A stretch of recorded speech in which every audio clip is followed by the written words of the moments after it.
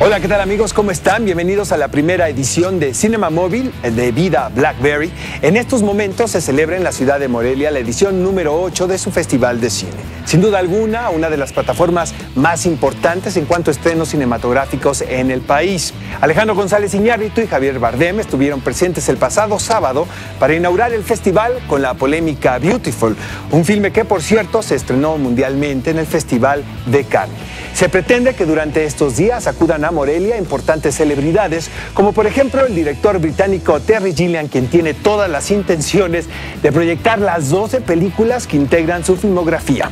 Así también estarán presentes los 10 directores que trabajaron en el proyecto Omnibus Revolución. Para todo esto y más información pueden visitar la página oficial www.moreliafilmfest.com. Olayo Rubio es uno de los directores que presenta su ópera prima de ficción en Morelia.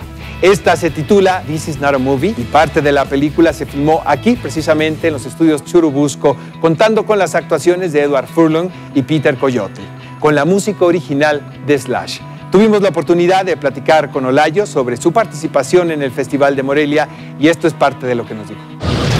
Bueno, de entre las películas que vamos a tener la oportunidad de ver en el Festival de Morelia, una de las que hay más expectativas es This is not a movie.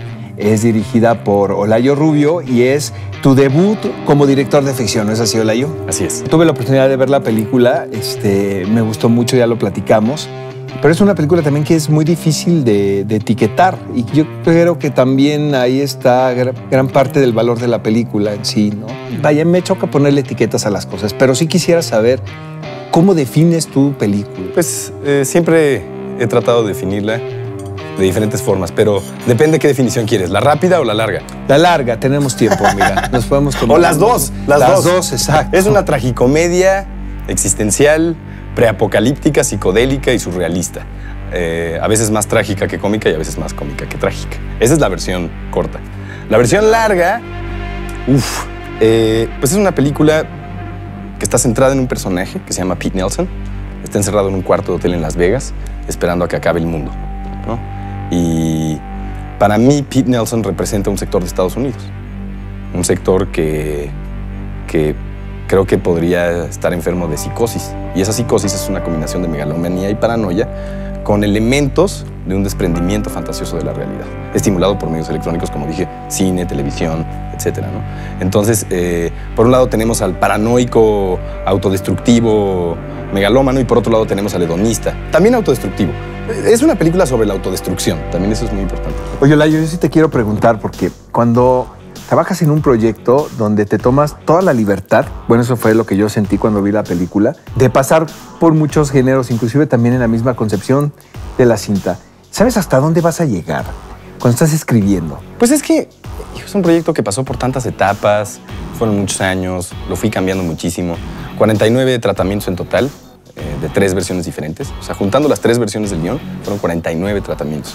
Pasé por diferentes etapas en la vida, el personaje fue mutando. Originalmente el personaje era un cineasta frustrado de 50 y tantos años, que yo quería Coyote para ese papel, por cierto. Y después se fue transformando el guión, yo también iba creciendo, y conforme yo crecía, el personaje iba rejuveneciendo, hasta que llegó un punto en el que tenía 30 años, la edad que yo tenía en el momento en el que acabamos el tratamiento final, digamos. Entonces fue cambiando muchísimo y había veces que me limitaba, había veces que decía no, voy a tomarme todas las libertades que quiera, y poco a poco se fue convirtiendo en un proyecto mucho más honesto. Poco a poco lo que originalmente era un experimento, Qué un monólogo. chistoso, ¿verdad? Que bueno, digo, las grandes películas terminan siendo eso. O sea, cuando yo he platicado con muchos directores, me dicen que al final fue el resultado lo más cercano a lo que ellos sentían. Y yo creo que eso habla de un proceso, ¿no?, muy honesto también, ¿no?, al hacer la película, que finalmente terminas por hacer lo que realmente quieres decir. Yo me quería decir muchas cosas a mí mismo a través de la película también. Cosas muy, muy, muy personales. Pero ¿pensabas en el público, por ejemplo, cuando la estabas escribiendo? Sí. De hecho, el hedonista autodestructivo, el aspecto hedonista y autodestructivo del personaje de Pete Nelson, sí era un personaje que diseñé, por un lado, porque me interesaba que existiera esa contraparte, y por otro lado, porque quería complacer a un sector del público que es el que iba a conectar con él. Por ejemplo, Slash. Slash conectó y simpatizó muchísimo con ese personaje y dice que todo lo que dice ese personaje es lo que él diría en una situación así, que es el fin del mundo, ¿no? O sea, que él se identificó con ese personaje y también pensaba mucho en gente joven, en gente de entre 15 y 27, 28 años. Sabía que ese personaje los iba a entretener. ¿Por qué el personaje es norteamericano y por qué la película está hablada en inglés, Olay? En primer lugar, porque así nació. Yo pasé gran parte de mi infancia en Estados Unidos, en San Diego.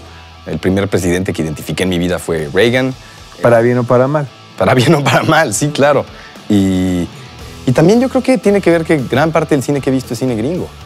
Y cuando empiezo a escribir, a veces sale algo en español, a veces en inglés. Por otro lado, es una sátira de Estados Unidos.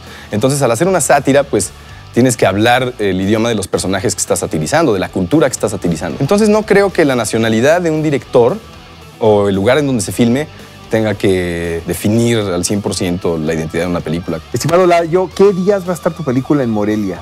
Si sabes, sí, y claro, ¿qué horarios va a tener? El jueves 21 a las 10 de la noche en el centro, la función de gala. La función de gala. Exacto. Y el viernes 22 en el Cine de las Américas, en las salas, en el Complejo de las Américas, creo que es, a las 8:40.